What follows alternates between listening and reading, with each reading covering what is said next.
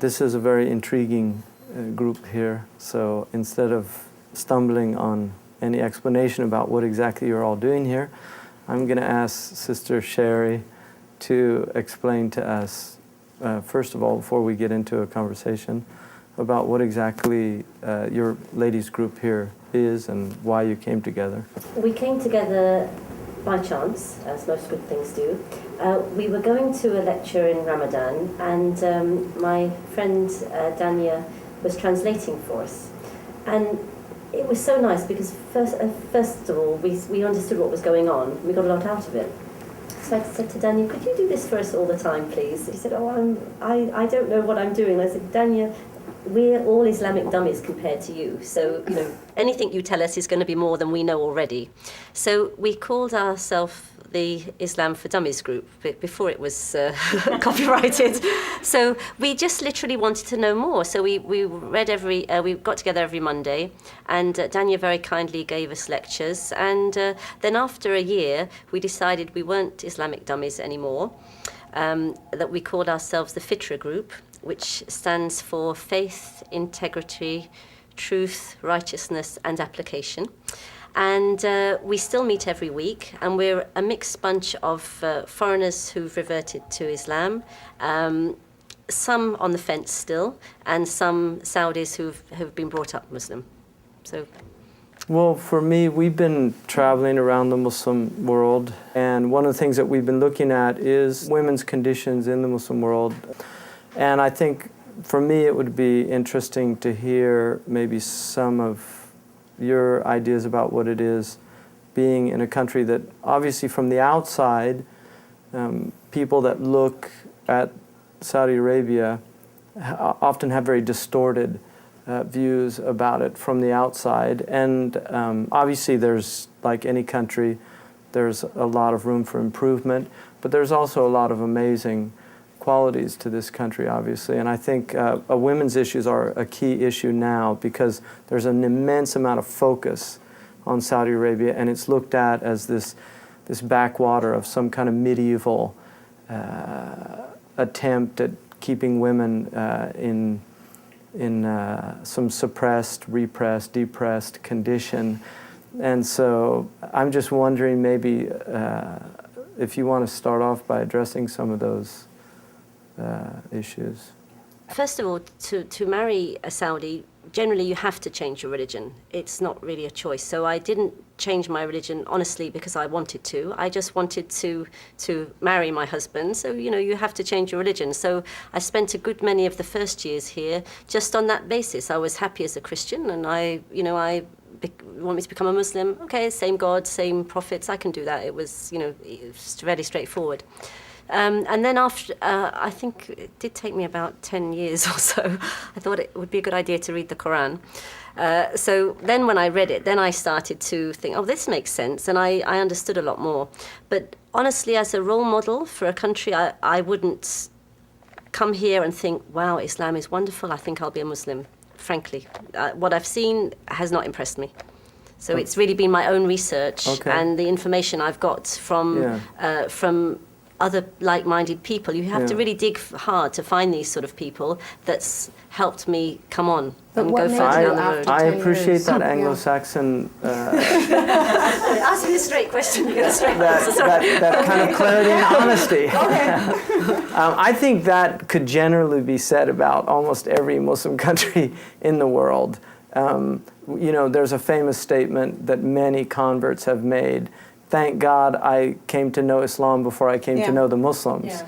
I mean, there is... It's a shame, isn't it? Well, it is a shame, and it's a shame particularly because the Quran makes it very clear that one of the things that Muslims are meant to be is shuhada ala nas, witnesses unto humanity. And kuntum khayra umma ukhrijat lin-nas. You're the best community that has come forth for humanity.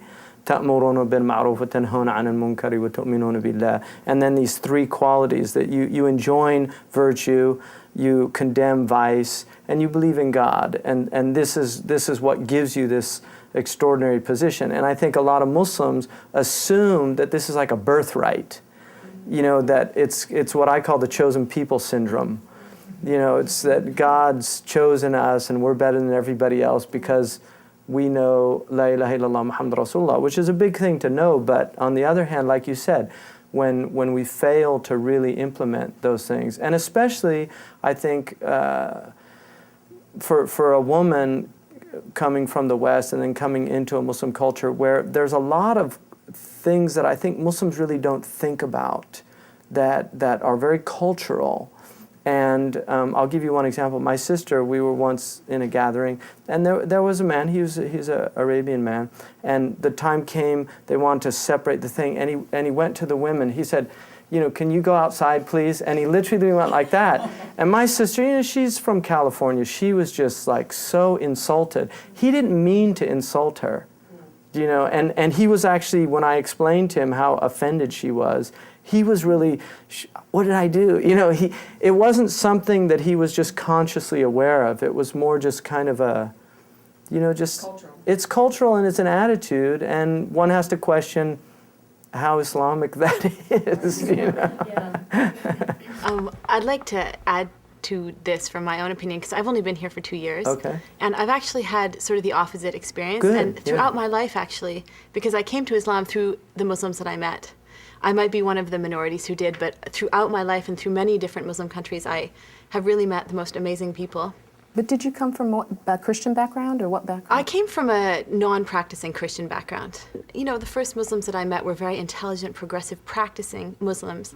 And since I've been here, honestly, the Muslims that I've met, the girl sitting next to me being one of them, have really been amazing people. Mashallah. And there's something about Saudi Arabia too that I know that there are cultural elements at work that are non-Islamic, but I love the fact that there's one country on earth that's really trying, at least outwardly, to maintain and stick to the Sunnah and the Quran, and I really appreciate that. No, I really appreciate that comment, and it highlights something, because I think both these comments are very useful, and I don't think it's a matter of the cup's half full or the cup's half empty.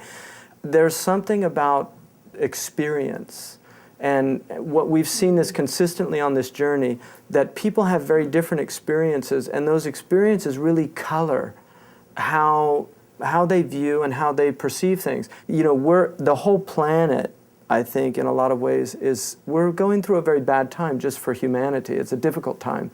And the Muslims really do represent a people that are trying to cling to this thing. They're having a hard time, and the Prophet ﷺ said that holding on to religion in the latter days would be like holding on to a hot coal. So I'm always impressed with, you know, for me, when I see women in hijab in the West, I just have so much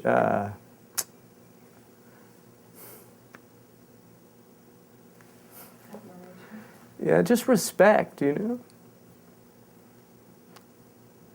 Because it's just, I know what my wife goes through.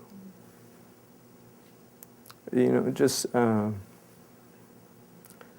it's just very difficult, you know, and she does it with that dignity and believing that this is what Allah wants from her. And so I just, you know, I have an immense admiration for the level of commitment in this religion that I still see, in spite of the fact that so many people are just abandoning God.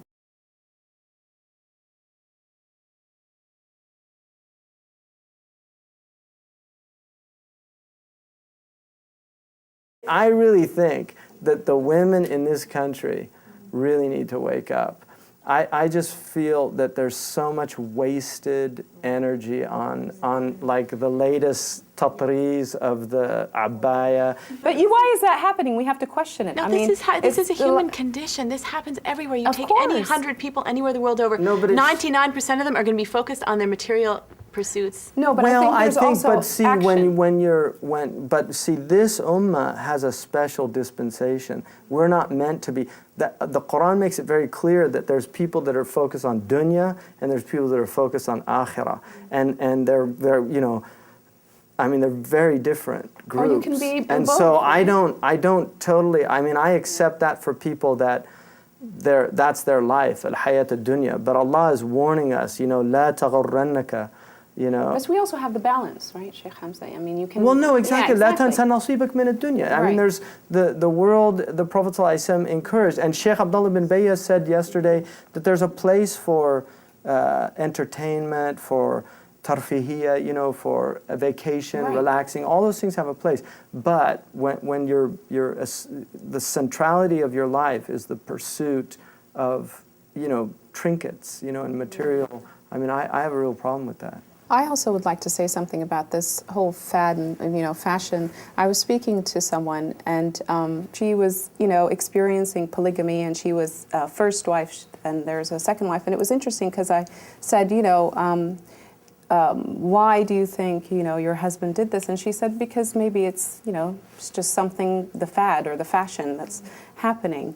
So, I mean, like, women are busy with something maybe because they're empty, maybe. I mean, you have men maybe that are busy, No, absolutely. They're busy with the with the World Misyah Cup or, right or now. the World Cup, yeah. I mean, yeah, exactly. I'd like to ask a couple of questions to just clarify, because I think one big problem in the Arab world is, and one way they use to oppress women, okay, is by using Islam. For example, when they say, example, al-mar'a habl al-shaytan, hadiths like that. When they say, well, we don't have to have a reason for polygamy. We can just marry, we don't have to answer to you, we can just marry whoever we want. When they say, well, most women are going to hell. When they say, example, if God said if he would have anyone bow to anyone other than him, it would be your husband. Right. So all these things kind of... They're used as means of manipulating and controlling. The Prophet ﷺ said, I've been made to love from this world women sent and the delight of my eye and my prayer. And his statement, loving from the world women, has nothing to do with lust. He loved the qualities that women embody. And the Prophet ﷺ, I mean, he loved their riqqa, you know, the gentleness and the fact that they wept easier than men. All those aspects, rahmah, the fact that it's a source of rahmah in the world. The fact that women are the source of ensoulment. Our souls come into the world through the womb. I mean, that's where we entered the world as a soul that Allah has created to be eternal, you know, to be infinite. So the Prophet ﷺ loved those. There are many beautiful hadiths. Unfortunately, those hadiths are all ignored for about 6 hadiths. I mean, somebody actually identified them. There's about 6 hadiths that would be problematic. Most of those hadiths, for me, there are interpretations of them, and we can go into apologetics, which I really don't want to go into that right now, but I totally agree with you that these hadiths are used to manipulate. When we asked Dr. Hiba in Egypt about, you know, ما خرجت امرأة من بيتها إلا استشرفها الشيطان, that a woman doesn't come out of her house except shaitan will cause her, you know, to appear to the men. She said, طيب, beware, man, you know, get over it, you know. Lower your eyes, just be aware that you're attracted to women and you have to deal with that. Be aware that that's, you know, look at in politics, how do men scandalize themselves in politics? Money, sex. So men have a problem. It's a problem, and there's a warning there. It's not that a woman's shaitan or that she's manipulated by shaitan. No, it's that men, the Prophet ﷺ said, I haven't left a seduction more dangerous for my ummah, for my men, than the women. So it's just a warning. Be warned. Don't be alone with a woman. Lower your gaze. Don't objectify her sexually. Those are all the teachings of Islam. So to me, it's just looking at men as they are and dealing with the fact that, yes, men do have some problems in those areas. And if they don't learn to control those problems, they're going to be in a very compromised situation and dangerous. But I mean, I saw a study in the U.S. They did a study where they had women, a young woman, attractive woman, go to men at a university, and they would invite them back to their apartment. Almost all the men, let's go. And then they did the same thing with an attractive young man, went to the women, and none of the women is like, you know, it's like, so there, I mean, there's a real difference. And that's the point. If you don't have some internal mechanisms that are preventing you, from just becoming a shahwani, from becoming bestial, I mean, that to me is what those are about. They're just warning men and to respect the women. The Prophet ﷺ said, "La yuhinuhunna illa la'im." You know, nobody degrades a woman except a degraded man. You know, I mean, that in itself is a proof of that he's degraded. The fact that he degrades a woman, that he objectifies her, that he sees her as a sexual object, that he sees her as you know, mata', that's all there is. You know, so I think it's a real problem in the understanding. It's true, it's a warning to men. But what I realize, and I think this is partly what I understand your comment was, is that the responsibility has become totally on the woman. I know. And they keep on forcing these The Quran is very clear that it's the onus is on both. Exactly. قُلْ لِلْمُؤْمِنِينَ يَغْضُوا مِنْ أَبْصَارِهِم. Tell the believing men to lower their gaze. Tell the believing women to lower their gaze. وَحَفْظُوا فُرُوجَهُم.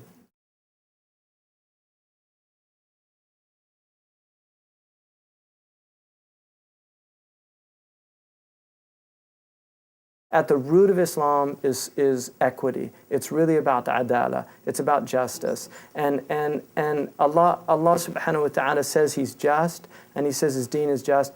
And I think, I mean, I totally submit to the rules of Allah subhanahu wa ta'ala, but I recognize that much of what we call the Sharia it's human attempts at understanding principles, divine principles. So there is a lot of room. I mean, there are different fuqaha, there are different opinions, there are different views. And if we don't really begin to recognize that there is a diversity of opinion, it's a real problem. When I really believe that my way of understanding Islam is the only way, that is so alien to the Islamic tradition.